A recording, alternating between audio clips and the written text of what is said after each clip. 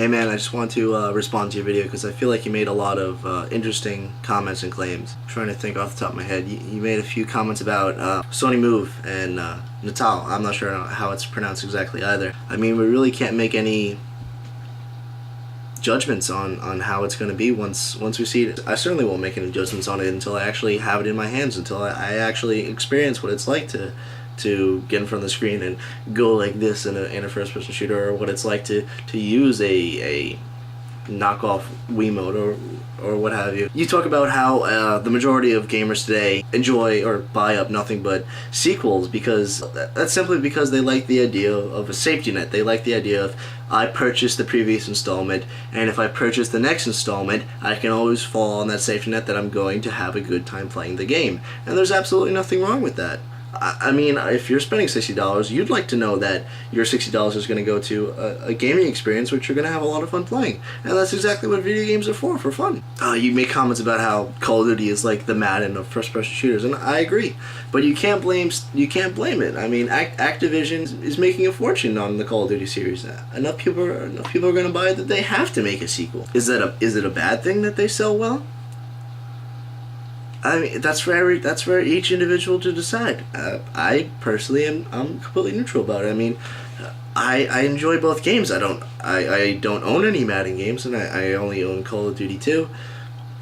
But I played a few sequels, and they're fun social games. Is it bad that people are buying these sequels in the degree that they are? I really don't know. Does it make it a bad game because all these people are buying them? Of course not. People are going to buy these sequels, these new installments, because they expect that these new installments will provide a better gaming experience than the previous installment did. And that just makes common sense. There's no reason to not do that. You say that you're a pretty picky gamer, and you're a very retro gamer, and that's perfectly fine. But you're making a whole generalization of opinions on video games that you haven't gone out and played for yourself, or at least that's what I could tell from the video. Maybe you have, but you really can't make your own opinions on games that you haven't played. You may watch a few video reviews, you may read a few, but until you play it for yourself, you really can't say if it's a bad video game or not. If you're looking for an experience which will wow you and you want fresh new ideas, I really feel like you should be looking over in the indie section of the video game industry. Indie developers bring a whole new deck of cards to this proverbial video game table. I feel like your overgeneralization of all current gen video games are bad or is completely subjective. It's subjective on way too many levels, and you're making such a large degree of generalization that it's simply beyond the point of valid reasoning. If you're happy with retro gaming and you know that you're picky with games, I think you should really consider your opinions that you have about all these games and realize that you might be approaching these games in a mindset of closed-mindedness, which you can't.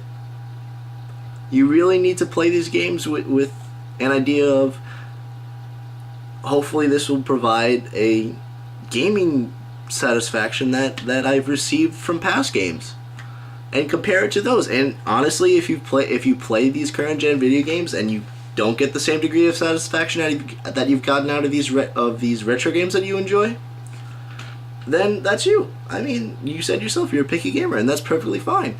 But your own opinion shouldn't be a generalization by saying that all current gen video games that are released on consoles are bad.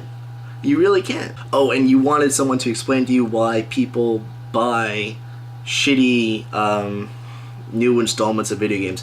Well, I really want to bring up an example of Rock Band. I own a lot of music gaming peripherals. I mean, I own like 5 classic guitars. Half of them are broken. But yet I continue to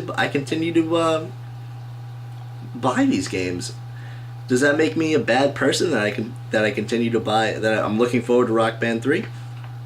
I personally don't think so.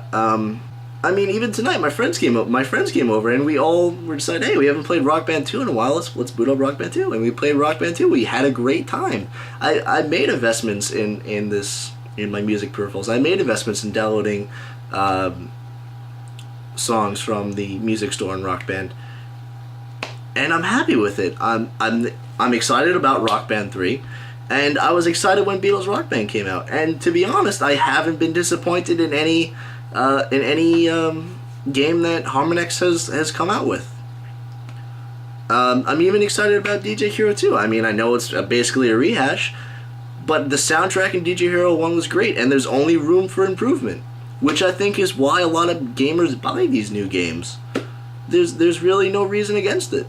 If it appeals to a person and they think they'll enjoy it and they think that it's worth the money that they'll enjoy it, they're gonna buy it. That's the explanation. Is that a bad thing that I can't get the same degree of satisfaction that I can get out of all games I purchase? Of course not, because each game has its own independent experience playing it. And yes, I actually agree that current gen games tend to have this tendency of people will buy it, they'll play it for weeks, months, maybe a year, and eventually the community of that game will move on to newer games. It's a cycle, and is it a bad thing? I really don't know. I'm completely neutral about it because I've fallen into that cycle now. And I'm perfectly content about the video games that I own. And I'm perfectly content about the cycle. I mean, when I buy a game, I expect to get a certain degree of satisfaction out of it. And once I've reached that limit of satisfaction that I get out of it, I'm no longer going to force myself to play it. If you own retro games that you get a limitless degree of satisfaction out of, then great, that's great for you. I hope you can find a current gen video game that offers you that same degree of satisfaction you get out of playing these retro games. But you really can't have this degree of closed-mindedness that you've come about in your video here. I'm interested to see your response to this. And for anybody else who's watching this, please feel free to comment on any points that I've made, or if you disagree on anything, because I'd love to hear it.